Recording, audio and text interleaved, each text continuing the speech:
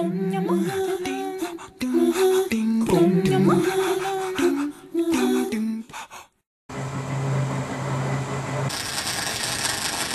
là, sur le plan, tu as regardé le départ d'où il vient? Oui, il y a la partie. Là, c'est la côte là. À Tarascon, Salvador Caro est directeur de production chez Usis, une société coopérative spécialisée dans l'usinage de précision et la mécano-soudure pour les secteurs de pointe comme l'énergie, la construction navale ou l'aéronautique. Au départ, son parcours scolaire avait pourtant été chaotique, puisqu'il a passé toute son enfance à l'étranger. Avec les rallonges que j'avais rajoutées. Je suis revenu d'Australie donc à l'âge de 12 ans. Donc il a fallu que je réapprenne à lire et à parler le français. Donc pas à parler, je savais le parler, mais à le lire et à l'écrire. J'ai commencé donc par une année de CM2. Ensuite, donc, vu l'âge, j'ai sauté la 6e, donc j'étais directement 5e. La 5e, on m'a proposé un petit examen pour pouvoir entrer dans un collège. J'ai fait un CAP donc, sur 3 ans. J'ai eu la chance, en sortant donc, de l'école, de tomber sur un patron qui était un petit artisan, avec lequel je suis resté 16 ans, et avec lequel j'ai appris, je dirais, peut-être 80% de ce que je sais aujourd'hui. Là, on trouve différents métiers. Donc, il va y avoir le métier de chaudronnier, donc, qui à la base va débiter, préparer, assembler, meuler toutes les parties de la structure. Ensuite, il va y avoir la partie soudage. Pour ce domaine-là, des soudeurs qualifiés, bien sûr. Après les soudeurs, on a besoin d'usineurs. Le métier d'usineur est un métier à part entière. Il y a les tourneurs, les fraiseurs.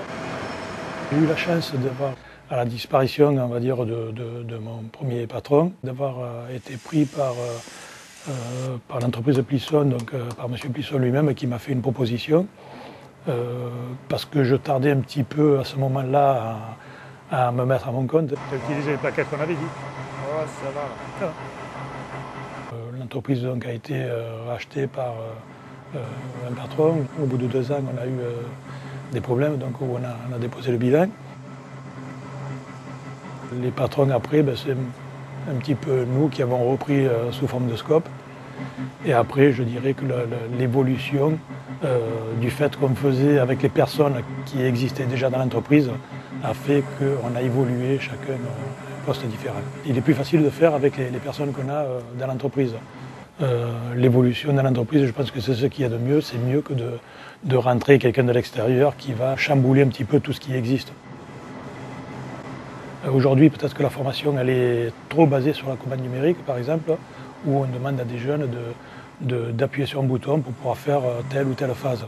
Là, on se trouve donc dans l'atelier usinage, devant le tour vertical. Actuellement sur la machine, vous pouvez voir, c'est une pièce maîtresse pour le bateau. C'est un moyeu d'hélice. Dessus va venir se monter donc, 4 pales par moyeu, qui fait un ensemble total d'envergure aux alentours de 5 mètres à peu près d'envergure. Sur ces pièces-là, on a un contrôle laser donc, avec des tolérances très très serrées, qui sont de l'ordre du centième, avec très peu de droit à l'erreur. Le côté manuel n'est plus enseigné. Si je prends mon cas de figure à moi, et le cas de pas mal de personnes chez nous, ils ont d'abord évolué sur la commande numérique après avoir vraiment pratiqué sur du conventionnel.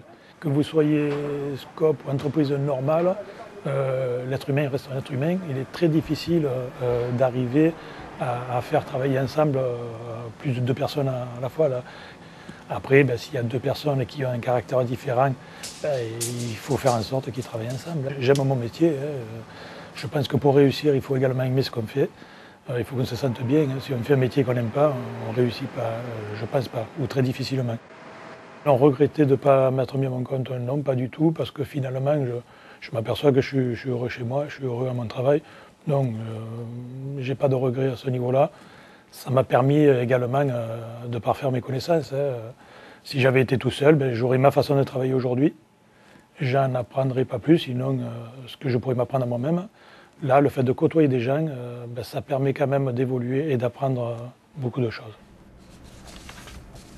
Et si le parcours de Salvador vous intéresse, rendez-vous sur le site de Parcours de Vie pour les détails et les coordonnées.